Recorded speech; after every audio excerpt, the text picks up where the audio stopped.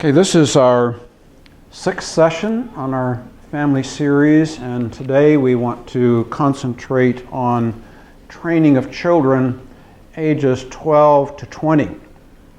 Now, last time we said we wanted to divide the ages into maybe three areas, from 0 to 2 or 3, then from 3 to 12 or so, and from 12 to 20. Obviously, these ages are very arbitrary, somewhat. When we say 12, we mean 11, 13, so on. But I do believe that there are really three very distinct areas or sections in a child's life. The very younger age is before they can really communicate well. By the age of 2 or 3, most children you can communicate very well, so your training is at a different level.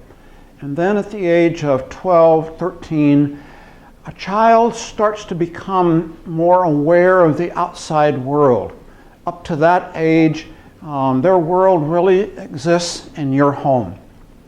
You have really complete control over their lives, and they don't question that. Their world lies within 4 walls of your home. But at that age, children start to become much more aware of the outside world and realize that it's bigger than 4 walls, and it's bigger than just their mother and father. And of course, changes in their body start to happen. They become aware of the opposite sex, and many, many things start to happen at that point. And then by the time they are 20, 21, they're really in an adult world. They could be in the military, they could be away from school. They're pretty much on their own. So we're looking at that period of time in their life when they start to become aware of the outside world, and they're pretty much on their own. And we want to concentrate primarily on that today. Now, as in all of the other areas that we've been speaking, I believe it's very important to establish the goal. What are you looking for? And I think you need to establish that at each age. What are you looking for very young? And I said that in my vision, what you're looking for by the age of 2 or 3 is a submissive child that will do your will. And you need that to be able to train. If you do not have that, your ability to train is very limited. So you're looking to establish that submission, that obedience, honoring you as their authority in their life. And then from age up to 12, I believe you're primarily working on character. You're teaching them this is how you conduct yourself. You don't lie. You're courteous to other people, and so on. And there are many, many character qualities that you're working on. And you're working on these in the context of your environment and different skills. For example, if you were a fisherman in Philippines, for example, and you could be taking your son out fishing with you every day, and you're still teaching those same character qualities. You're teaching them honesty, you're teaching them submission, you're teaching them diligence, you're teaching them perseverance. Many of those things you're teaching. Another person may be in the city, and their environment is entirely different. So their child is mainly going to school. Well, what is most important? The character qualities that you're learning, or the academic skill? Well, I believe it's really the character qualities. You may be teaching academic skill. They need to learn to read and write and do arithmetic, so to speak. But I think many children go through life with very limited in that way. They may never learn to read. Most children do. Most children learn some mathematics. But whether they learn those things or not is not the critical thing. What's critical is if the character that they are established in their lives enables them to function in their culture or their environment. So now at this older age here, What shifts? Well, I think this is where we as parents, and especially you as fathers, need to really go before God and see what you are really working for in this age, because you will find many, many new things start to come at you at this age. You may at 10 years old feel, I've got my children under control. I've arrived. And just when you think you've arrived, many new things start to happen in their lives and say, what's happening? So you've got to be ahead of them and see what's happening. I'm going to give you today some of the things that I see as a primary goal. But obviously, just because I see them doesn't make them yours. So these are to stimulate your thinking, and again, to stimulate fellowship with your wife and brothers and sisters. But I strongly encourage us that we must come up with goals that are real to us in God. The first one that I believe you're starting to do at this place is concentrate on their ability to think and reason about situations properly. And I would say, in my way of putting it, think in God. Remember, we're working from the foundation of Christian belief, from a Christian point of view. And so we're working from the place that you are thinking in God. You're reasoning from God's viewpoint. You're reasoning from His eternal goal. Now you want to get your children to begin to think in that goal. And that's going to involve many things. It can involve times of devotion. It can involve times of being in church meetings. It can involve times of just talking with them about the situations in life. But they start to think at this point, and many have given testimony that they have come to the Lord at that age. I did. That's when I first came to the Lord, was about that age. And many do at that time because they realize that they've got to do something with this thing we call relationship with God. But I believe one of your biggest things is you're helping them to think, and that involves many, many things. Secondly, I believe this is a time where you're really beginning to build responsibility. Up to this time, you've really directed them, and you're working at responsibility at the younger age, but this is the time where it really starts to be focused. It's the focal point of your training, is to teach them to accept responsibility and bear responsibility. And this will be from, again, depending on your culture, depending on your situation, depending on your home, many things, but I believe able to take responsibility is one of the things that you're working towards. A third one at this point is willingness to accountability to others. Up to this point, perhaps your accountability has primarily been towards you as a father and towards their mother. But now you're starting to teach accountability to others, where they begin to submit to authority. And here's where problems start to come in, because other people don't treat them the way you do. They may treat them better, they may treat them worse, and they may treat them different. But it's not likely to be the same. And so they're going to encounter problems. You give them, for example, to work for somebody else, and they come back and say, this person was very tough. I didn't understand what they did now, or what they wanted me to do. And so now you start to work with them. How do you do that? What do you do? And so teaching them to interact properly with other adults, especially, I believe is a very, very important thing. Similar to that, along the same line, strengthening of relationships outside the immediate family. What I mean by that is this.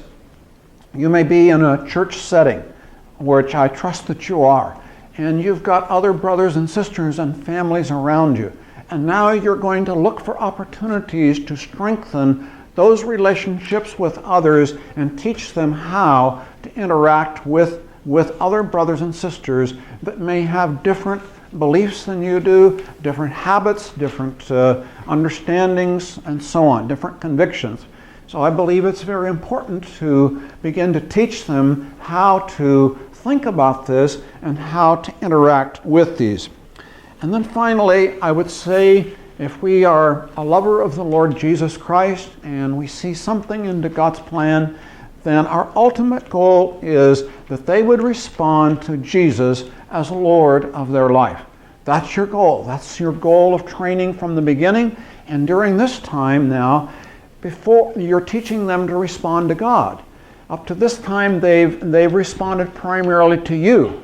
And of course, you've said, what does God want you to do? You've taught them to pray. You've taught them that God is looking for Him to be their Lord. But now you're looking for that to be real in their lives, where they make a response to God that is not just because you told them to do that, but because they are doing it out of their own inner person. When will that happen? We don't know. But I believe this is what you're laboring towards during this period of their lives, is that would be their desire. And it will probably come, or it may come in a time of crisis. They find themselves facing something that is beyond them. It can be in a relationship. It can be in a challenge of school or something like that. And we believe that the Holy Spirit is going to be there. He's going to be there, the one to bring the conviction. So we cannot do that. But we are God's instrument, God's channel, to bring the truth that they need during this time to respond to God. And I would say, if I don't say it any other place, I believe that you as a father are responsible to take ministry that may be aimed at adults and bring it down and apply it to their level all along the way. And I believe that does not begin just at 12. That's at 6, that's at 8, 10. But in this time here, you need to take that ministry, and while it's fresh in their minds, say, okay, what did you hear today in the message of the minister? What did you hear today as we gathered together in the Lord? And you're getting them to think, be aware, interact. In the beginning, you probably don't get anything, but you keep that before them, because we're not just going to a church meeting just so we go to a church meeting. We're going for it to be profitable, and you're the one that brings it down. I believe that the family is God's Sunday school, if you understand what I mean. The father is the one who is to guide the training of the children. So you're taking that ministry that may be mainly aimed at adults, and you're bringing it down to their level and working with them that it may be applied in their lives. So let me list what I believe are some very critical features along the way. And again, these are not a comprehensive list of things, but this is at least some elements that I believe are critical. Number one, unhindered relationships between father and mother. If I could write one word over everything that we're talking about in this session, it would be the word relationship. And I really believe you can write that over everything when we're talking about what God is after. Because really, all spiritual reality is found in right relationships. Right relationship with God and right relationship with men. And when we move outside of relationship, in other words, relationship becomes weak, then what gets substituted for it is rules and ritual.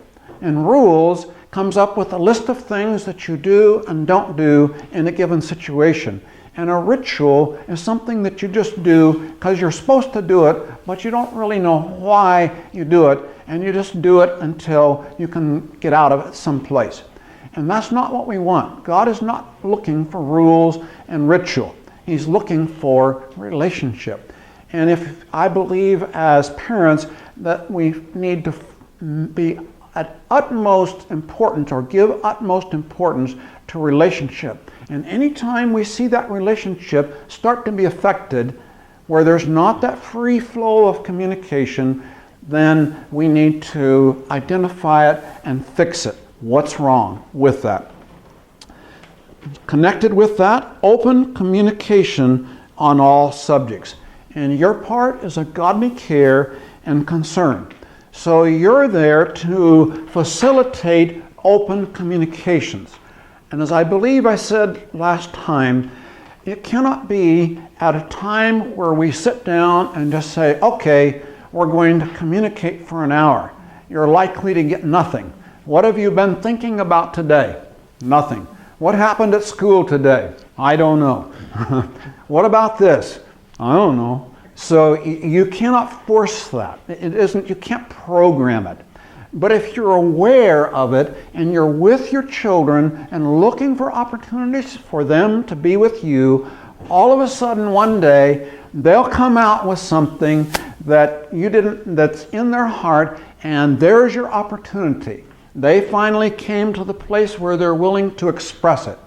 And all I can encourage you to do from the very depth of my heart, whatever else you're doing, stop and give focused attention to what your son and daughter just said. That is your open door. That is your opportunity. Don't miss it. And it may be a long time coming, but it will come. Don't miss that communication, because that is critical to give attention to what they're thinking. All right? Another one, I already mentioned responsibility. You're looking to give increased responsibility according to their capacity. And I believe that that is a burden on you as fathers. What are they able to take? At every age, it's different. But you're looking to try to keep that responsibility right at the edge. Not where they get discouraged, not too much, not so they lose heart, but neither so they're coasting. Because if they're coasting, they're not learning. And if they're overwhelmed, then they just sit down and quit. But you're looking to adjust that responsibility according to their capacity and give them a vision. We talk about, and there's something about holding a carrot out. You're looking for them to advance, and you're looking for them to grow. And that's the normal thing that should be happening during this time, but you're very much a part of that growth. It is not automatic. You must be the one that holds that out there. A school, for example, is one that many of us find. And so you may have a child that struggles with academics, and you want to support them right where they are. And for some children, the very best they can do is make a C grade. And if they do that, they are, what's the word I want? They're great. They couldn't do anything better. But if your child is capable of making A's and they make C's, then you're not doing your job. You're not holding them out there, and they're not learning and expanding. And one day it will come back to bite them. It may not affect you. It will in one way, because you will be very grieved, but it will come back to affect them because they have not been expanding in their capacity, and they've just been coasting along. You don't want that. So it's very important that from God's ability, you discern what they're capable of and hold them right there in a challenged way, but never in an oppressed way. Provide increasing opportunities for children to make their own decisions. At this point, I believe you're starting to take your hands off and give them opportunity to make choices. Up to this point, you've made primarily all of their choices for them. But now you give them an opportunity to start making choices. And they're going to make some good ones, they're going to make some bad ones. But this is your time to learn in the situation as you give them that capability, and you have to let them fail. And this is hard to do because you don't want them to fail. But if you do not let them fail in a controlled environment, then they will not learn how to deal with failure and how to get back up and start again. So you must be very aware of the opportunities, and they will come. God will show you, and there are opportunities for your children to make their own decision. And you set the limits. Say, okay, I'm going to give you for example, one of them that we face often is what time they can go to bed. Up to this point, you may have said, you have to be in bed at this time. And then you say, okay, I'm going to give you a little liberty. You can go to bed between this time and this time, say a 2-hour limit or 2-hour thing, and see how they handle it. Well, at first, wow, I never thought I could stay up till this late, and they stay up, and then pretty soon you see they can't get up in the morning and they're struggling and so on. And then you sit down and talk with them and say, I gave you the liberty to stay up, but do you see you're struggling? You're not making the right thing. Oh, I can handle it. Well, I don't think so, because look, you didn't get up, you didn't do this, and so on. And so you're talking with them, helping them to see how they're handling their responsibility, giving them a chance to see where they're making a mistake, and then maybe control. If they can't handle the liberty, you take it back. Say, well, I see that you can't handle this, so we're going to go back and set. You have to go to bed at 8 o'clock, or whatever the case may be. Oh, I can do that. Well, you didn't show me that you can handle it, so you take it away. So you go along for a while and say, well, you ready to handle that again? Oh, of course, of course. They always think that they can handle more than they can. Okay, we'll try again. And I'm just picking one example. There are many, many, many, but you're looking for places now for them to begin to exercise their will, independent from your will, and to think about it properly so they can learn how to handle it. As I said, you need to leave a place for children to make mistakes and learn from them. And you're keeping them from serious mistakes at this point. You know what is serious and not serious. And some mistakes are very serious, and you're keeping them from those. Some mistakes are not so serious, and you're choosing which ones can be and can't be. And this is your discernment again. This is what you've got to be very aware of, but you're giving them that freedom and an opportunity to learn. And you're really moving them on a path, a steady path towards maturity. Remember, you've got a goal in mind. It's about maybe 20 years old, 18, 20, 22, somewhere in there. This is where you must establish your goal, but you're moving in a steady line, because at that point, your time, your control over your children, your training is going to be much more limited. Now, there's a very common mistake that I've observed over the years, and it's this. In the very younger years, parents are not very aware of their responsibility, and they're just enjoying their little baby, and they kind of laugh at the foolishness, and they don't exercise any authority because it's no big deal. It's no problem. And then as they go on, while they're watching the children play, and they see a few problems start to appear, maybe 6 years old, 10 years old, but it's okay. He's still a child yet. And then, starting at around 12 or 13, they start to say, wait a minute, this is not right. They should be thinking that way, and they start to bring more authority in their life. And then they find and develop a spirit of rebellion. Wait a minute, you have not been exercising authority for 12 years, 14 years, why are you starting to exercise authority in my life now? And the children react against it. And then the parent brings on more authority and get more reaction, and finally at 16 years old, they run away from home. And the parent says, why? What did I do wrong? Well, they got it completely backwards. When they should have been exercising authority, they were giving them freedom. And when they should have been giving them freedom, they were exercising authority. So I really encourage us to fellowship about that, because it needs to be from the highest level of authority on the younger ages to nothing at the oldest age. It's not the reverse. And that's a big, big mistake that I see many parents making. I would say that there are two areas that deserve very special attention. And let me mention them here. One of them is the area of finances. And of course, this relates to the area of responsibility. But I believe that this is an area that you need to start working on at an early age, and especially around 12 or 14, that they begin to understand that we use the phrase, there's no free lunch. In other words, there's a man and a woman have to work. There's responsibility. And you start with small things. Some parents, I believe, personally, I don't really believe it is a good idea, but some parents just give their children money. And they give them what they call an allowance. They don't have to do anything for it. They just hand them so much money each week, and the child just spends it on themselves, candy, toys, whatever. And the next week they come back for a handout. Where's my allowance, Dad? What did you do with it? Well, it's okay, this is my allowance.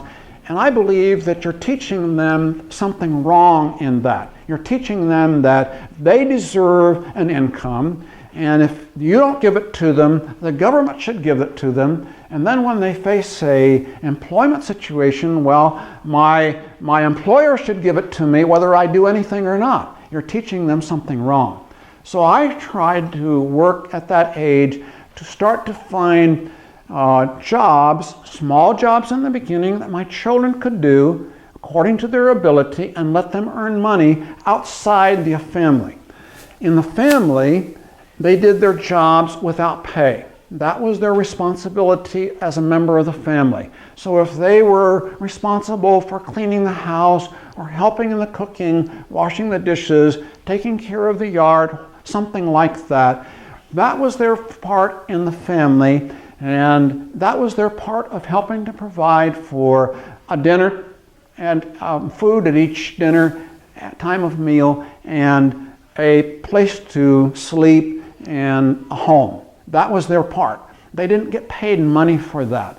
But the money had to be earned from somebody else. Now, you may not ascribe to my philosophy, that's okay, but let me encourage you to build financial responsibility over a period of time. I looked during this time to encourage skills or expose them to many different types of employment if I could. Now, this is going to be different in different cultures, but I tried to get them to work in different situations so they could learn what their skill was. And you could observe what they were good at. And then as I observed what they were good at, then when it came time to guide them towards more training, then I could build on that. For example, one person may be very good working with their hands, woodworking. One of my sons was. And so if he's very good at that, then you could take him by the woodworking shop and say, would you like, could he work here? And the first job may be with no pay. Okay, yes, you can work as what we call an apprentice or somebody to learn. And so you're looking for those things according to their skill and desire. Somebody else may not have any ability with their hands, but they've got ability in academic work. So that person you would be maybe looking to work in an office situation or something like that.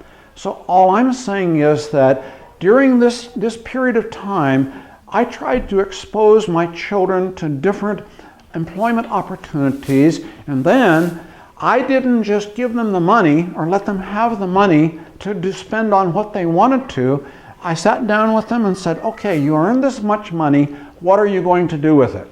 And my dad at that age, the very first job that I had, I earned $3 a day for 4 days. I had a check for $12, and he took me to the bank and I deposited the $12 in the bank. First savings account I opened, but it was probably about 12 years old. So he was teaching me to start to save my money towards something that was worthwhile. So I believe that the area of academics, of employment and money is something you really want to focus on. As they get older, I think you should ask them to contribute to the actual finances of the house. When I say older, 16, 18, I asked my children at that age to contribute towards the food and buy their own clothes, different things like that, gradually as they were able to do that. The second area that I encourage very focused attention is relationships with the opposite sex. As I said, at 12 years old, they start to become aware of that. And now we need to guide them in that relationship. Give focus to it. First of all, I think you need to establish open communication on very sensitive subjects. And I think that is especially true today with the media and realizing that very young children are exposed to so much of this. It's at their fingertips, on their phone, computer, internet cafe, and so on, far more than it has been in previous generations.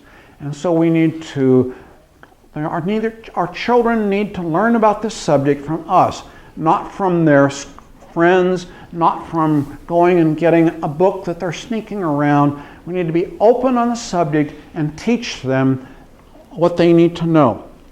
Another one I believe is very important is that there's no such thing as a trial relationship.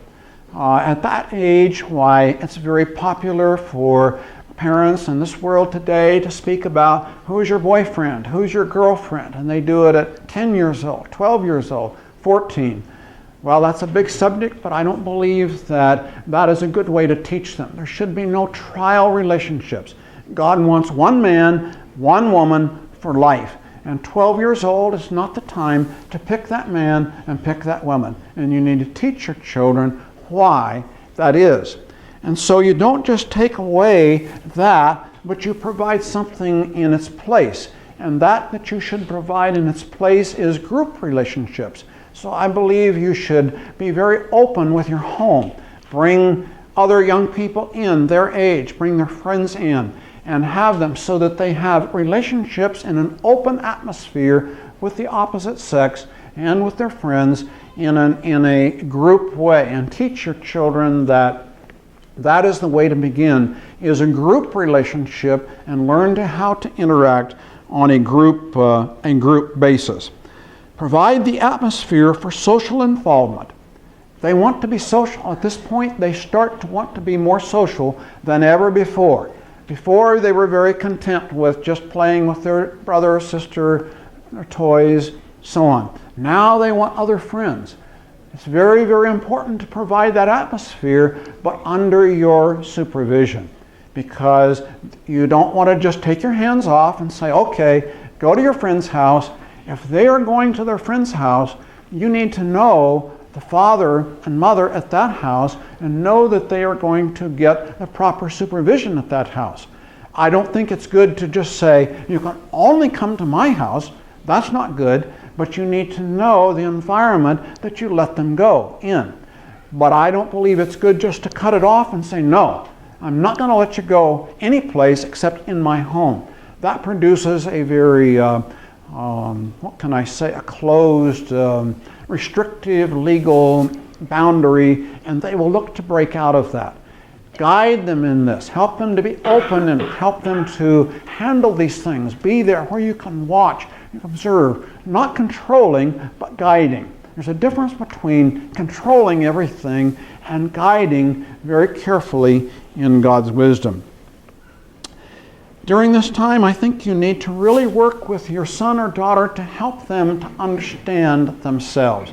Understand what they are going through change in their body, change in their thinking, change in their desires, change in their emotions. Help them to understand themselves. And of course, in order to do that, you need to understand what's happening, and that understanding needs to come from God. So this is where you need to have the instruction from God, and I especially encourage fathers to interact with other fathers. Mothers, interact with other mothers, because we can draw upon the grace of God through others and help each other through this time. One mistake that I have seen repeated again and again is that the children communicate at this area, but the parents don't. The parents start to get offended, or maybe they don't agree with something that another parent is doing. So instead of going and trying to work it out and get a good working relationship between parents, the parents stop communicating, but the children don't. They keep communicating. They're ready to communicate. So you have a situation where the young people, teenagers, whatever you want to call them, are communicating about everything, and the parents are sitting in their own homes communicating about nothing.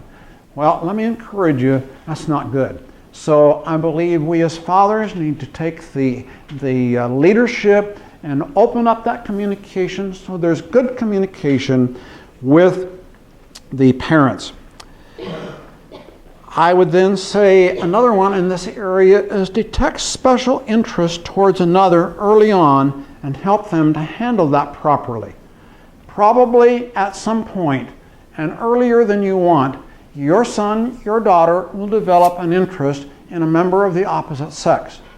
Well, this is not the time to squelch it. This is not the time to say, don't do that until you're 20 years old. No, this is the time to use that place of communication that you've established. Why are you interested in this person? What do you think that is? How does God think about that? You're asking them questions, getting them to think about it, not just giving them all the answers.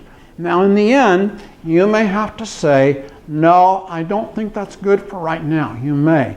But I think that should be at the end of a long time of communication where you're helping them to think so that they understand if you have to say no or wait, why you're saying no or wait. I think I said last time something about no why questions at an early age. Let me try to expand on that just a little bit. At an early age, I do not believe that is a time to teach your children to ask why. That is a time to say, when they want to say why, it's enough. That's what Dad said.